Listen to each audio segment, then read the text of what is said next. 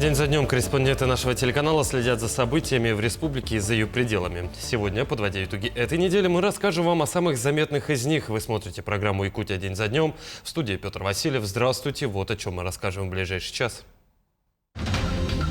Против лома нет приема, кроме другого лома. Владимир Путин выступил на заседании клуба «Валдай» с рядом важных заявлений. Расскажем подробности. Постепенное внедрение цифрового рубля, введение кредитных каникул, увеличение страховой защиты. Эти не только новые законы вступят в силу в России уже с 1 октября. Завоз жизнеобеспечивающих грузов в республике подходит к концу. Узнаем, какой объем уже выполнен. С наступлением учебного года юные алданцы вернулись к любимым кружкам Центра дополнительного образования. Сейчас там работают более 20 направлений. Якутск принял последний матч сезона Дальневосточной юношеской футбольной лиги. На поле стадиона Туймада встретились игроки местной спортивной школы и «Динамо» Приморский край.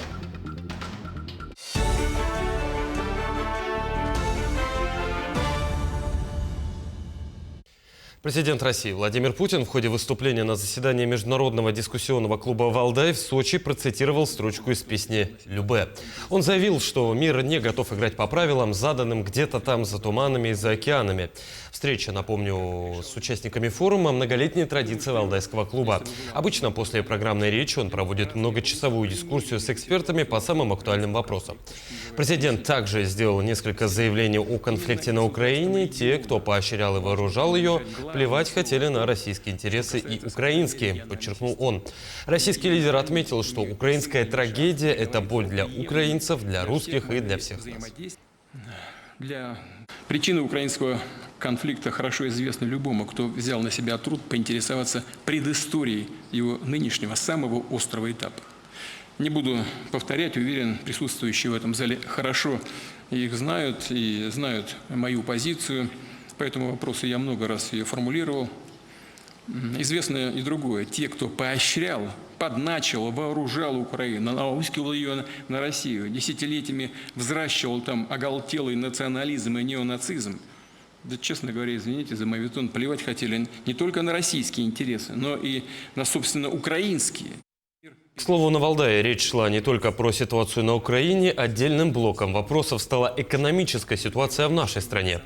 В их числе Россия была вынуждена пожертвовать рекордными темпами роста экономики, чтобы побороть инфляцию. Но Путин выразил надежду, что высокая ключевая ставка не перезаморозит российскую экономику.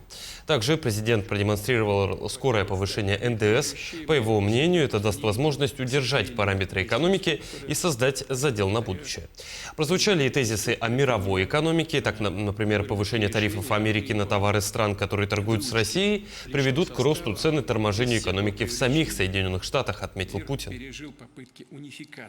Это приведет к тому, что товаров, скажем, китайских товаров станет меньше, и тогда вырастут цены на эти товары на рынке США.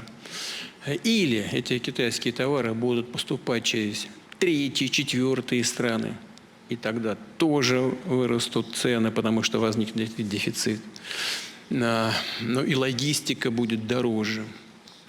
А если это произойдет, цены будут подниматься, то тогда ФРС вынужден будет держать высокую ставку или поднимать ставку, чтобы сдержать инфляцию. И тогда это приведет к торможению экономики самих США. Постепенное внедрение цифрового рубля, введение кредитных каникул, увеличение страховой защиты. Эти не только новые законы вступили в силу в стране с 1 октября. О том, какие еще изменения вступили в силу и как они затронут различные сферы жизни, узнаем далее. Завоз жизнеобеспечивающих грузов в Якутии подходит к концу. Об этом по итогам заседания специальной комиссии сообщил заместитель министра по делам гражданской обороны и обеспечению безопасности и жизнедеятельности населения региона Никита Павлов. По его словам, последние тонны будут завезены в арктические районы уже к 10-15 октября. Это уголь, нефть, продовольствие. При этом общая отгрузка на сегодня составила 1 050 000 тонн, а в пути находится еще 997 000 тонн. Остались это такие последние 1000, можно сказать, это по углю ГУП ЖКХ, нефть тоже ГУП ЖКХ, ну и социально значимые продовольственные товары. В принципе, в этом году у нас сложности были, конечно, да, и по уровням воды по Индигирке, но благодаря слаженной работе хозсубъектов, особенно отмечу ПАО «Лорп», это по Индигирке, все груза были доставлены и идет уже отгрузка на местах приема. Тем временем аграрии продолжают подготовку к зиме. На сегодняшний день в регионе заготовлено 14 тысяч тонн сена, что составляет 96% от общего плана. Отмечу, что порядка 15 тысяч тонн сена и 20 тысяч тонн силоса заготовлено. Что касается уборки зерновых, план перевыполнен. Собрано 13 400 тонн, это 110% от запланированного объема. Кроме этого, продолжается сбор картофеля и овощей. План выполнен на 91%, собрано от запланированных 28 тысяч 26 тысяч тонн овощей. Аймеканскому району запланировано завести 1201 тонну сена. На данный момент необходимый объем сена доставлен, но кроме 84 тонн, которые остались еще в Татинском улусе, до тех мест, где содержится скот, на данный момент невозможно завести сено, поэтому этот объем будет завезен после открытия автозимника. Первый вице-премьер республики Дмитрий Садовников проверил ход строительства социально значимых объектов. В Якутске активно строится новый микрорайон «Спортивный», в Жатае возводят большой образовательный комплекс и общежитие для работников судостроительного завода. На какой стадии находятся работы и какие объекты будут сданы уже в этом году, расскажет Камила Михайлова. В прошлом году на месте многострадального 17-го квартала началось строительство нового микрорайона «Спортивный». Сегодня здесь завершаются работы по возведению спортивного комплекса и детского сада. Строительная готовность объектов составляет около 60%. Ввести их в эксплуатацию планируется уже в конце этого года. Детскому саду высокая степень готовности. Мы надеемся, в начале ноября мы в торжественной обстановке этот садик, как обязуется подрядчик, откроем. Что касается спортзала, то тут, конечно, есть запаздывание. Подрядчик признается, что это на 40 дней, но при этом работа не останавливается, идет по нагонному графику. А вот этот объект подрядчики планируют сдать раньше срока. Капитально ремонтируется участок улицы Севастопольская протяженностью 990 метров. Здесь уже завершены основные работы. Капитальный ремонт улицы Севастопольской на участке от Курнатовского до Автострады находится на стадии завершающей. Все работы по асфальту мы буквально вчера завершили. Уголка верхней слоя на Перекрестке Автострада 50 лет октября. Работы остались согласно ПДД установка дорожных знаков и работы по наружному освещению. Тем временем в Жатае продолжается строительство социально значимых объектов. Один из них – образовательный центр «Точка будущего». В состав комплекса войдут школа на 840 учеников, детский сад на 200 воспитанников и многофункциональный спортивный комплекс. Отдельно будут построены и жилые дома, помещения для учителей. В целом для системы образования, в целом жизни города имеет очень большую цену и ценность вообще как прорывной проект на территории городского округа. Строительство социальных объектов в Якутске и в Жатае планируется завершить по графику. Уже в этом году будут сданы первые значимые объекты, а крупнейшие проекты станут важным вкладом в развитие городской инфраструктуры и качества жизни жителей республики. Камила Михайлова, Семен Семенов, Якутск. Мы продолжим подводить итоги минувшей недели после небольшой паузы. Оставайтесь с нами.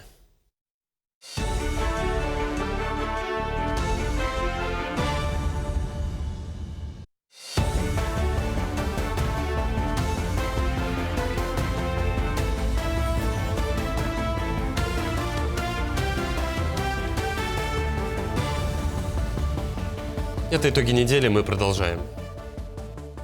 Владимир Путин подписал указ об осеннем призыве. С октября по декабрь в армию планируется призвать 135 тысяч человек от 18 до 30 лет. Это самый большой осенний призыв за последние 9 лет. Больше набирали только в 2015 году 152 тысячи. В последующие годы на службу призывали до 130 тысяч. На прошлой неделе, напомню, Госдума в первом чтении приняла поправку о круглогодичном призыве. Предполагается, что уже с нового года военкоматы будут вызывать весь год, но направлять на службу будут как сейчас, весной и осенью. 30 сентября, начиная с 2023 года, в России отмечается новая памятная дата – День присоединения Донецкой Народной Республики, Луганской Народной Республики, Запорожской и Херсонской областей к Российской Федерации.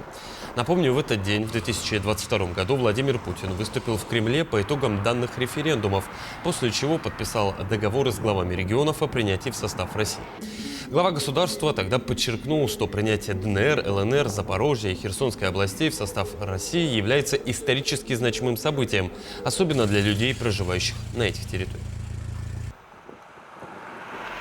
Учащиеся столичной школы номер 13 вышли на связь со сверстниками из 3-й школы города Докучаевска. Видеоконференция прошла в музейном комплексе «Россия. Моя история». Встреча стала первой масштабной подобной встречей в этом году. В ней приняли участие около 70 учащихся. Она была посвящена Дню воссоединения ДНР, ЛНР, Херсония и Запорожской областей с Российской Федерацией. В прямом эфире участвовали школьники, учителя, руководители школы и представители органов власти. Стороны познакомили друг друга со школьной жизнью и особенностями своих регионов. Завершилась встреча подписанием соглашения о шефстве и сотрудничестве между школами. Мы телемост проводим в рамках федерального проекта «Лица дружбы». На этот год запланированы совместные мероприятия, такие как обмен опытом педагогами, тематические экскурсии. Для наших учеников главное, чтобы они друг с другом познакомились, пока через видеоконференцию с телемост узнали о своих краях. Мы расскажем о своем крае, республике.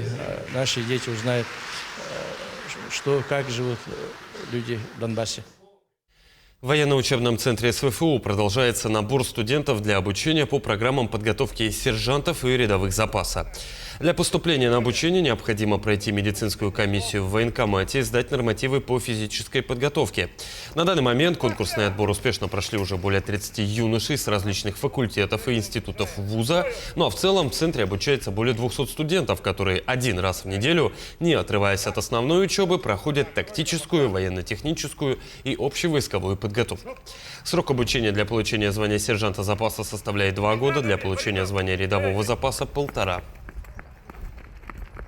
У нас было занятие по РХБЗ, радиационная, химическая, биологическая защита. Надевали противогазы. Мы выполняли также еще другие некоторые нормативы. А вот сейчас мы отрабатываем стрельбу стоя и на ходу. С учетом того, что я юридического факультета, то есть юрист, я могу поступить в силовые структуры, правоохранительные органы. И как раз мы по окончании, курса военной подготовки здесь, в ВУЗе, мы получаем военный билет с присвоением звания рядовой запаса. В Якутии подвели итоги учений в рамках всероссийских тренировок по гражданской обороне. Более 39 тысяч человек и около 4 тысяч единиц техники приняли участие в практической отработке действий. Подробности в сюжете далее.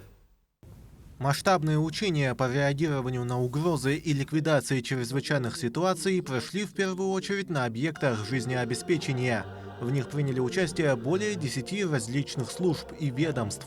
На учениях были приведены появления различных техногенных угроз, которые так или иначе могли возникнуть на объектах. Наша группа санитарно-эпидемиологической разведки входит в единую сеть СНЛК гражданской обороны. Мы выполняем задачи по разведке на месте поражения на санитарно-химические, радиологические показатели и работаем непосредственно в очаге. На учениях у нас было радиационное загрязнение местности. Мы там проводили лабораторные исследования атмосферного воздуха на радиационное загрязнение, то есть смотрели изменения радиационного фона от фонового. Командно-штабные учения выявляют не только готовность состава к действиям, но также их снаряженность всеми необходимыми инструментами и техникой для более успешного выполнения задач. Так, в первую очередь в оснащение пожарных идет кислородный баллон с емкостью на 30 минут, различные вязаки, гидравлические аварийно-спасательные инструменты. Также у нас есть мини-экспресс-лаборатория «Пчелка-Р». Она предназначена для заборов, получается, воздуха, извиняюсь, не так выразился, для обнаружения, получается, химически вредных веществ в воздухе, в грунте, в воде, соответственно, ну там всяких разных, аммиак, ртуть, к примеру, то есть. Гражданская оборона является составной частью обеспечения безопасности страны. В этот день чествовали не только действующих сотрудников, но и ветеранов, ведь работа спасателей – это не просто профессия, это призвание. Сейчас оно укрепилось. Тогда при моей работе не так было очень много спасателей. Вот сейчас очень много стало как бы других всяких отделов, отделений. При нас там было, например, кинологи, спасатели, эти водолазы. Ну, в основном такие срочные, которые нужны были, они выезжали на поиск людей в лесу. Всего на практической отработке действий участвовало более 39 тысяч человек и свыше 3900 единиц техники. Помимо этого, для школьников и студентов прошли уроки по гражданской обороне о поведении при внештатных ситуациях, от возникновения пожара до террористической угрозы. В целом мы считаем, что на данном этапе, на сегодняшний день, все вопросы, касающиеся защиты населения, вопросы гражданской обороны на территории республики решаются достаточно на высоком уровне, и силы и средства полностью у нас на территории республики готовы к выполнению задач по предназначению. В этом году исполняется 93 года со дня образования гражданской обороны. Сотрудники спасательных служб постоянно спасают тысячи жизней, и благодаря их работе жители республики могут чувствовать себя защищенными в условиях сурового климата и природных катастроф. Тимур Калмогоров, Иван Сорокаумов, Якутск. В Ленске также несколько дней подряд прошли мероприятия по гражданской обороне, уточнялись силы и средства, задействованных в чрезвычайных ситуациях. Помимо этого прошли и традиционные командно-штабные учения по гражданской обороне, которые прошли на нефтебазе. Подробности в сюжете далее. Согласно замыслу тренировки по гражданской обороне, на нефтебазу совершил налет вражеский беспилотник. Произошла угроза радиоактивного заражения, утечка отравляющего вещества. Прибывшие на место силовые структуры быстро справились с чрезвычайной ситуацией. Тренировка выглядела очень правдоподобно, отметили все участники. Меня привлекли в качестве оператора дрона. Мужчина взял специальное оборудование, которое подавляет работу дрона. У нас все получилось, и вообще я увидела, как службы очень хорошо реагируют, и МЧС, и ГИБДД, и скорая помощь, естественно, все структуры очень оперативно действуют. Людям намного проще действовать, когда уже они в этой ситуации побывали, хоть и смоделированной.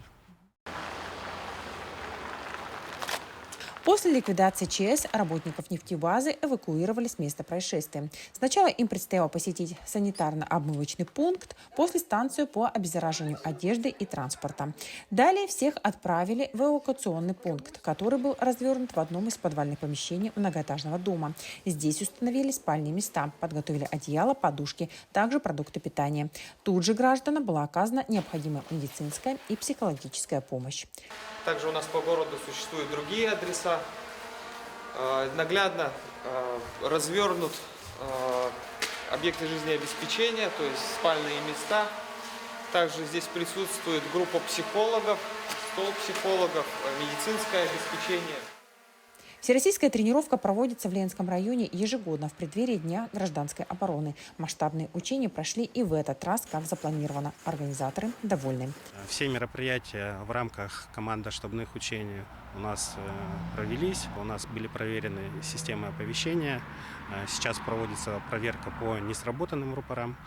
Ну и, соответственно, мы в РЦИТ эту информацию доведем для устранения этих недостатков. В целом у нас Тренировка по гражданской обороне, считаем, прошли достаточно успешно. Все поставленные задачи перед Ленским районом были выполнены. Такие мероприятия обеспечивают готовность не только сил и средств, задействованных в ЧС, но и граждан к возможности возникновения чрезвычайных ситуаций. Светлана Болеева, Алексей Семенов, Ленск. В Якутске отметили лучших педагогов в честь Дня учителя. Были вручены премии за верность и преданность профессии, а также отметили педагогов знаком отличия «Почетный наставник в сфере образования». Высоких наград удостоились учителя-предметники, а также педагоги доп. Образования и специализированных школ. Всего награды различных уровней получили десятки педагогов, чей многолетний труд и преданность профессии внесли значительный вклад в развитие образования Якутии. Я мечтала в детстве быть учителем именно биологии. И вспоминается, как я рисовала растения, подписывала их части, органы и так далее. Да? Мне никогда не было скучно в школе. Мне нравилось работать именно с детьми, потому что дети – это вот тот позитив, который подпитывает и учителя всю жизнь, как ребенок сам находится на их уровне, смотрит с их позиций, с их взглядов и живет творческой жизнью. В стране масштабно отмечают 85-летие среднего профобразования. Знаменательное событие отметили и в нашей республике, где на базе Дома культуры имени Гагарина прошел масштабный СПО-фест и 10-й юбилейный конкурс «Мисс и мистер профессионального образования республики». На площадке в рамках праздника развернулись различные выставки, мастер-классы и выступления. Всего мероприятие собрали представителей 10 колледжей и техникумов Якутии и 5 социальных партнеров организации учреждения. Как отмечают организации, главная цель – повысить престиж рабочей профессии и приобщить студентов к празднованию юбилея системы. Прочувствовать атмосферу праздника, свою причастность к этой знаменательной дате 85-летия, которая сопряжена с историей всей нашей страны и с трагическими годами Великой Отечественной войны, и значимым вкладом в победу в Великой Отечественной войне, и всеми теми свершениями, которые проводились и в 70-е, и 80-е, и полет человека в космос. Мы продолжим подводить итоги минувшей недели после небольшой паузы. Оставайтесь с нами.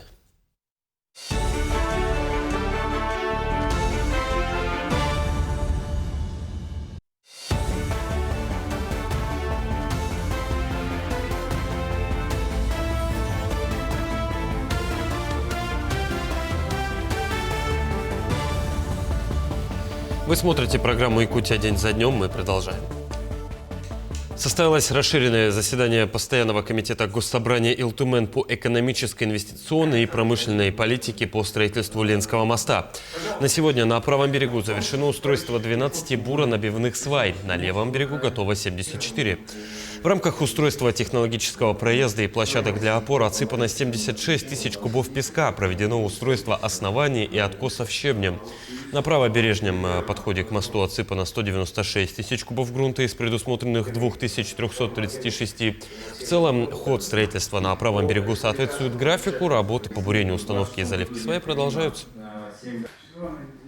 Депутаты детально рассмотрели, за счет каких средств сегодня осуществляется строительство Ленского моста. Сегодня депутаты задали вопросы по поводу того, как будет эксплуатироваться дальше мост, платно это, не платно, как оно будет для частников, для легковых транспортов, для большегрузных, где получили четкие ответы о том, что легковой транспорт будет проезжать бесплатно, круглогодично здесь. Это тоже радует. Сроки ввода мостового перехода назначены 28-29 год. Я думаю о том, что мы будем в 28 году открывать этот мост. В перевозке грузов в отдаленные районы арктической зоны будут использовать дирижабли нового поколения. Этот амбициозный проект стартует на практике в ближайшие 5 лет. Экспериментальный полет первого воздушного судна состоится в октябре в Московской области. Прикоснуться к будущему и увидеть прототип грузового дирижабля удалось и нашим московским коллегам. Новая модель гибридного грузового дирижабля объемом 35 тысяч кубометров сможет перевозить в арктическом регионе до 10 тонн груза. В отличие от опасных водородных дирижаблей прошлого, современные аэролеты используют безопасный гелий. Есть планы развивать дирижаблестроение непосредственно в республике в рамках тех программ, которые недавно обозначил и дал поручение Александр Сергеевич Николаев, наш глава республики, о развитии беспилотной авиации. У нас сегодня появляется такая государственная программа. У нас в республике сегодня формируется научно-производственный центр развития беспилотных технологий, безлюдных технологий, в том числе и летательных аппаратов. Сегодня дирижабли получают второе рождение. Низкая стоимость перевозки груза, способность проникать в труднодоступные районы – главные преимущества воздушных гигантов, которые позволят им снова занять свое место на небе. Считаю, что перспектива есть, проект абсолютно не пустой, и он имеет под собой инженерную подготовку и основания. И самое главное здесь учесть еще климатический фактор Якутии. Здесь важно, чтобы электроника, все новые материалы, ткани, которые применяются и используются на данной технологии, способны были работать в условиях не только больших расстояний, но и экстремальных температур. Наш проект связан с постройкой атомной станции малой мощности на Дальнем Севере. Мы считаем, что он поможет нам решить проблемы, с которыми мы столкнулись. Это бесперебойная доставка будет грузов, всесезонность, не будет зависеть ни от времени года, ни от навигации. Первый экспериментальный полет грузового дирижабля второго поколения пройдет в беспилотном режиме на аэродроме Воскресенск. Ожидается, что полетные испытания воздушных аппаратов пройдут и в Якутии в условиях низких температур. Сейчас идет наладка системы управления и ряда технических параметров, настраиваемых этой машины. В течение 2 недель мы ожидаем завершения этих работ и вывод аппарата на летные испытания. К концу этого года у нас завершается формирование собственного производства больших оболочек. И вот тогда мы создадим в конце этого года первый свой аппарат. И вот, получается, за год мы создали первый 2000-ник. В Якутии, понятно, это все дело нужно. И частично для этого мы старались и собирали эти дирижабли. С радостью приедем, локализуемся, будем испытывать, применять. Туяра Константинова, Айтал Байтунов, Воскресенск, Московская область. На целый месяц дорожники перекрыли улицу в Якутске. Речь идет об участке от Каландрашвили до Петровского, где с начала сентября стартовал масштабный ремонт. Включает он не только укладку нового асфальта, но и другие виды работ. Например, проведение новых коммуникаций и водоотводной системы. Кроме того, будут отремонтированы и прилегающие тротуары. Уже к 10 октября участок обещают открыть для проезда, но лишь временно, до начала нового строительного сезона, когда появится возможность установить асфальтное покрытие. В целом же срок проведения капитального ремонта всей улицы Аюнского установлен до 2027 года. Как мы видим, то, что уже осадки пошли, осадки с той недели у нас уже пошли, но погодные условия нам еще позволяют работать по асфальту, по сырым работам, по бетонированию, по асфальтированию. Работы по асфальту у нас остались еще по капитальному ремонту Сергеляцкого шоссе. В следующем году мы, согласно графику работ, приступаем на участке от Петровска до Октябрьской. План мероприятий реализации демографической политики разработают в Якутии. В столице стартовала сессия агентства стратегических инициатив, в ходе которой эксперты сформируют новую тактику, направленную в первую очередь на увеличение рождаемости. Участие в сессии принял и вице-премьер правительства республики Георгий Степанов. По его словам, сегодня республика сохраняет лидирующую позицию по приросту населения среди регионов Дальнего Востока. И тем не менее правительство отмечает в регионе тревожные демографические тенденции, добавил зампред. За последние 5 лет количество многодетных выросло до 34 тысяч семей. Наша сегодняшняя задача повысить рождаемость первых и вторых детей, стимулировать создание новых молодых семей. Ну и, конечно же, поддержка многодетных семей как основы роста количества населения республики в будущем. Технопарк Якутия вошел в тройку лучших региональных практик поддержки стартапов в России. Об этом было объявлено на церемонии вручения технологической премии «Стартап Саммит Awards» в Москве. Технопарк, основанный в 2012 году, является ядром инновационной системы республики. За эти годы его резидентами стали 485 предпринимателей. Они создали порядка 4000 новых рабочих мест, достигли выручки в размере около 18 миллиардов рублей, привлекли более 2 миллиардов рублей инвестиций и уплатили 1 миллиард 8 миллионов рублей налогов. Деятельность парка сосредоточена на решении актуальных задач для общества и экономики республики. В столице республики тем временем продолжается обучение по программе «Мастер управления в креативных индустриях». Всего он охватил порядка 60 участников. Обучение продлится до декабря. Программа предусматривает разработку готовых решений бизнес-задач, включая анализ, дорожную карту и оценку необходимых ресурсов. В результате освоения программы у слушателей будут сформированы компетенции в области стратегического управления, проектного менеджмента, экономики и финансов. По окончании курса выпускники получат сертификаты установленного образца. Мы говорим о развитии креативных индустриях, да, готовим разные направления по 9 направлениям, там, мода, дизайн, кино, актеров выпускаем, художников учим, да, а именно менеджеров в сфере креативных индустрий, да, у нас вот такого управленца в сфере креативных индустрий, у нас, оказывается, есть пробел, да, в образовании, да, и мы совместно с Арктическим государственным институтом культуры и искусства организовываем данную образовательную программу. В эти дни Нерюнгринский район стал центром притяжения для молодежи. Впервые здесь проходит форум «Главные смыслы». Он направлен на развитие и поддержку молодежи, а также на создание платформы для обмена опытом и идеями среди активных молодых людей. Подробности знает Екатерина Павлова. Форум «Главные смыслы» сегодня объединил участников в возрасте от 14 до 35 лет, представителей таких сфер, как добровольчество, карьера, сообщество, патриотическое воспитание и движение первых. Вчера мы разбирали и сегодня мы разбираем не только трудности, которые у нас могут возникать при использовании сообществ в нашей жизни для продвижения наших услуг, товаров, да, для выполнения каких-то задач общественных, но еще какие могут быть решения на эти трудности, на эти барьеры. И участники уже сейчас в командах ищут эти решения. Организаторы форума – Нерюнгринская районная администрация, Управление социальной и молодежной политики, проектный отдел и местное отделение движения первых. Задача организаторов форума прежде всего в том, чтобы прежде всего познакомить ребят между собой, показать им вот эту чудодейственную силу коммуникации друг с другом, возможности коллаборации и возможность создавать новые проекты совместно. В рамках форума функционирует несколько площадок, на которых проходит активный обмен знаниями и идеями. Очень интересный и достаточно нестандартный подход, потому что мы в силу своей профессии посещаем достаточно много форумов, много каких-то мероприятий, но то, как проходят вот эти 2 дня, на самом деле переплюнули все, серьезно. Вот мы и в интерактивных каких-то мероприятиях успеваем участвовать, какие-то лекции посещать, то есть максимально супер. Кроме того, в рамках форума проходит очная защита проектов федерального грантового конкурса «Росмолодежь. Гранты». Проекты все являются социальными проектами, они направлены на решение тех или иных проблем или потребностей молодежи, жителей Нерюнгринского района.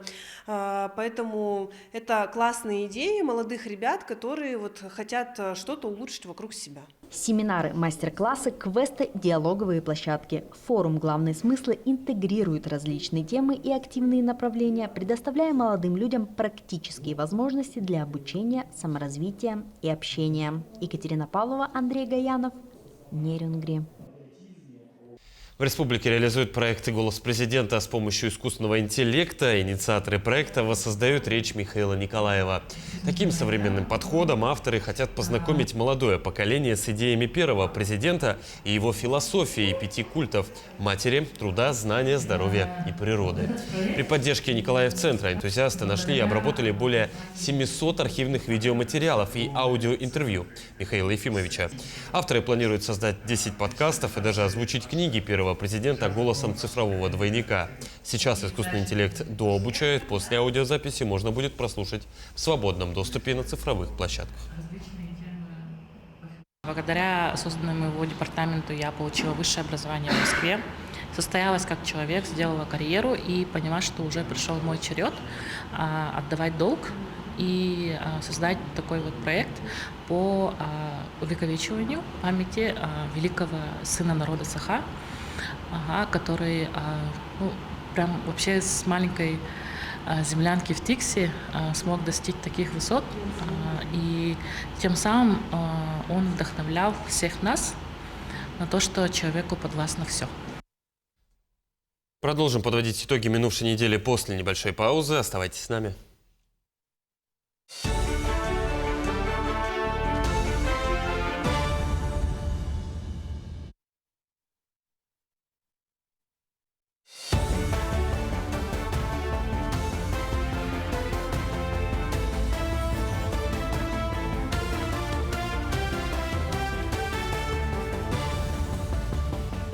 Это итоги недели, мы продолжаем. С наступлением учебного года юные алданцы вернулись к любимым кружкам Центра дополнительного образования. Сейчас здесь работают более 20 направлений. Кроме того, филиалы Центра действуют в нескольких поселковых школах. В сентябре этого года добавились и новые секции. Все подробности в сюжете далее. После полудня в Алданском центре дополнительного образования становится оживленно и шумно. Уроки в школах закончились, и наступает время увлечений. В шахматном кружке разворачиваются настоящие баталии. В соседнем кабинете располагается мультстудия. Здесь будет создано немало познавательных роликов, а пока ребята разрабатывают эмблему своей творческой группы. Полным ходом идет процесс в студии графического дизайна. Над нанесением печати на футболку Роман трудился около получаса. Обновку примерил сразу же. Первая группа второгодников, второй тоже второгодник, третий первогодники. Сейчас почти 30 детей есть. Студия графического дизайна была открыта в центре в прошлом учебном году. Володя Кузнецов начал осваивать это искусство с нуля.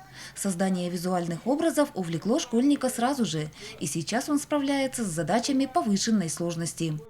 Я занимаюсь созданием для футболки надписи, Занимаюсь векторной графикой и ростовой. Делаю проект на конкурс. С наступлением учебного года к действующим на базе центра кружкам и секциям добавились новые направления. Вокально-инструментальный ансамбль «Ритм» сразу завоевал популярность у юных меломанов.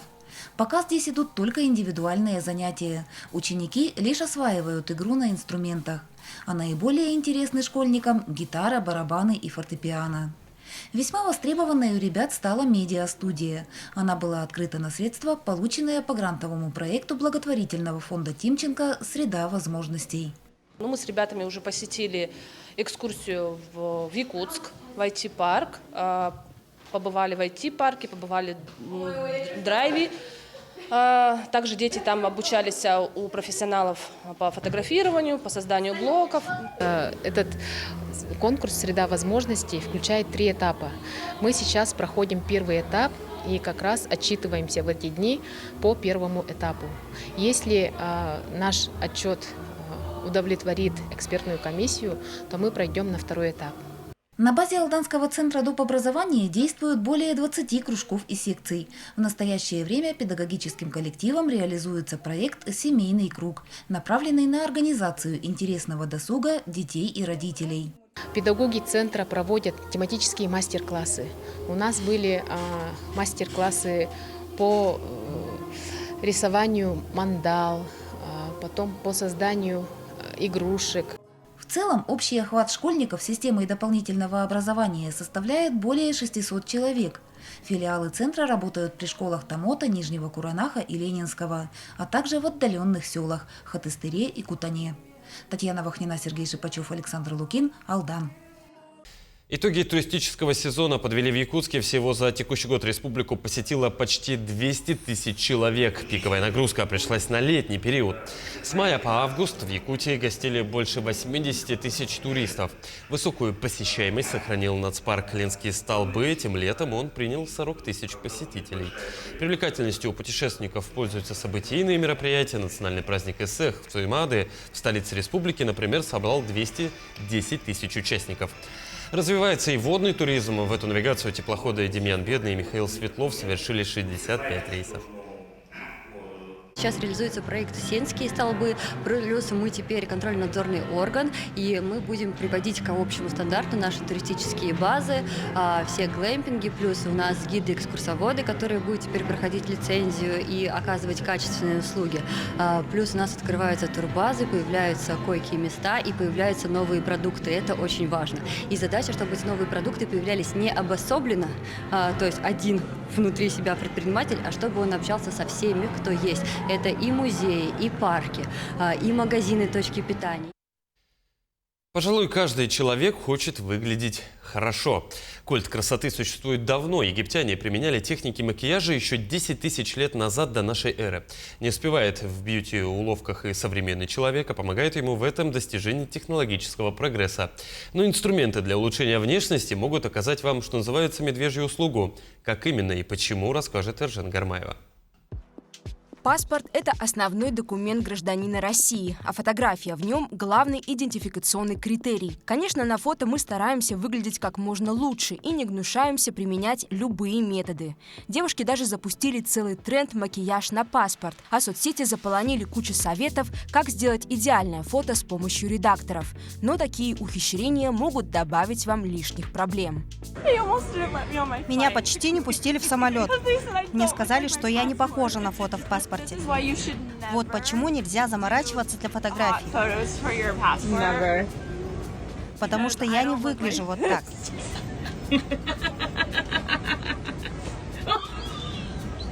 А порою, на первый взгляд, незначительные мелочи смущают пограничные службы. Меня на паспортном контроле не хотели пропускать, потому что у меня фотография в паспорте отзеркаленная. Она говорит, у вас родинка с левой стороны, а на самом деле у вас с правой стороны. Что можно исправить, а что нельзя, всегда могут подсказать сотрудники фотоателье.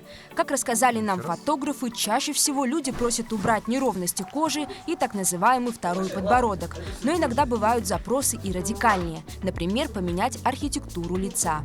Да, конечно, такое тоже бывает. И часто обращаются именно сюда за этим. Часто просят асимметрию, кстати, убрать. Однако никто не мешает вам самостоятельно отредактировать изображение. Но здесь нужно быть очень внимательным и знать меру. Ну, предположим, я хочу выглядеть в паспорте на все 200%, и поэтому беру все в свои руки. Уменьшим нос, увеличим глаза и сделаем лицо уже. И вот моя усовершенствованная версия. Эту фотографию точно не примут, ведь на самом деле без всяких улучшений я выгляжу вот так. А это фото, которое для меня обработали в студии. Смотрюсь я посвежее, ровнее тон кожи, аккуратнее прическа. Все в рамках разумного и все еще похоже на себя. Такая фотография подходит. Но давайте подробнее разберемся, какие требования вам нужно соблюсти, чтобы не попасть в просак. Здесь все стандартно. Белый фон, лицо в анфас с нейтральным выражением и закрытым ртом. Если вы постоянно носите очки, обязательно нужно быть в них, но без тонированных стекол, а оправа не должна закрывать глаза. И откажитесь от цветных линз. Но самое важное, фотография должна соответствовать возрасту и быть идентичной, чтобы достоверно отобразить все особенности вашего лица. Поэтому не переусердствуйте, ведь если изображение не подходит для документа, уполномоченный орган МВД или МФЦ может отправить вас в фотостудию повторно. Ну, прецеденты, конечно, есть, о том, что люди приносят фотографии улучшенные. Как проводят идентификацию сотрудникам МФЦ? Мы видим разрез глаз, проверяем разрез глаз, он со временем не меняется, например. Мы смотрим родинки, и по таким вот незначительным чертам, получается, лица мы идентификацию заявителя делаем. Поэтому родинки, если родинку удаляете, то должны поменять паспорт. А лучше не рисковать и оставаться собой. Тогда и в МФЦ, и в аэропорту вас смогут распознать, а шанс оказаться в неприятной ситуации вовсе исключается. Эржена Гармаева, Станислав Потапов, Артумен Наговицын, Якутск. Якутск принял последний матч сезона Дальневосточной юношеской футбольной лиги. На поле стадиона Туймада встретились игроки местной спортивной школы и «Динамо» Приморский край. И хоть последние оказались достаточно грозным соперником, якутяне приняли их достойно. О заключительном матче компании расскажет Сырглана Неустроева. Первыми на поле вышли команды до 16 лет. Якутяне к этому матчу подошли на 5-й позиции турнирной таблицы, а вот ребята из Приморья боролись за первое место. И тем не менее, ни та, ни другая сторона сдаваться просто так не хотела. Шли до этой игры на серии из 5 побед подряд в юношеской футбольной лиге. Все ребята были предельно мотивированы. Но и команда соперников, я тоже хочу сказать, у них даже мотивация, наверное, еще больше была, потому что они борются за первое место, и терять очки им нельзя было с нами. Как итог, за все 40 минут первого тайма взятие ворот провести не удалось никому. Игра велась жестко, местами даже опасно, чувствовался накал. Но уже после перерыва якутяне как будто бы подустали. Практически весь второй тайм мяч был у ворот нашей спортивной школы. И почти за 20 минут до окончания матча был забит первый и последний гол. Со счетом 0-1 команда Приморского края одержала победу и выбилась в лидеры турнирной таблицы. Но что-то совсем расслабились якутяне в обороне. Атака за атакой у гостей. Ну, конец номер! Обидно, но проиграть такому сопернику не жалко. Спортсмены «Динамо» Приморский край сильны, подкованы как технически, так и тактически, отмечает тренер якутской команды Александр Ланг. Впрочем, и приморские футболисты отмечают высокий уровень подготовки наших ребят. В любом случае отдать должное команде хозяев. Навязали хороший футбол нам, хорошее сопротивление. Ну и нам приходилось непросто. Вот. В перерыве внесли коррективы, сделали пару замен. Создали достаточно моментов для того, чтобы довести до победы. Не удалось хозяевам отыграться и во втором матче между командами до 18 лет. Хотя игра и прошла динамично, со счетом 1-4 весы вновь перевесили в сторону Приморья. Не помог даже настрой якутян. Как рассказал игрок спортивной школы Тимур Кондратьев, к состязаниям ребята подошли спокойно, набравшись опыта за весь сезон. Стартовал сезон, так, не сказал бы, что хорошо, но пойдет. Было тяжко, входили в игру очень сложно, но сейчас более-менее набрали форму и играем спокойно. Таким образом, якутские футболисты завершили сезон во второй половине турнирной таблицы. С расстроенными чувствами ребята уйдут на короткий перерыв, после которого вновь начнутся сборы перед грядущими соревнованиями как республиканского, так и всероссийского масштаба. Саргалана Неустроева, Станислав Потапов, Якутск. Такой была минувшая неделя глазами наших корреспондентов. Ну а я с вами прощаюсь. До встречи.